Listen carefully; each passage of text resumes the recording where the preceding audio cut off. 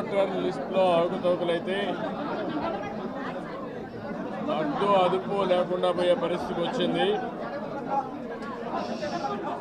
YCP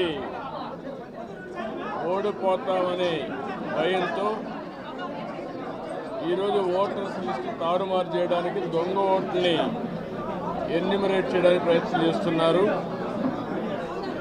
దేశ చరిత్రలో ఎప్పుడూ లేని విధంగా ఈరోజు ఈ ఓటర్స్ మ్యానిపులేషన్ స్టార్ట్ అయింది.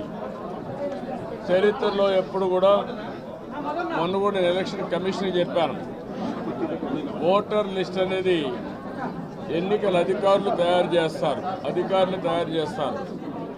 రాజకీయ పార్టీలు ప్రచారం చేసి ఓట్లు వేయించిన ప్రయత్నం చేస్తారు. కానీ ఈరోజు దుర్మార్గం ఏంటంటే ఎక్కడ చూసినా దొంగ ఓట్లు చేర్పించడం, తెలుగుదేశం పార్టీ సానుభూతి పరుల ఓట్లు తీసేయడం,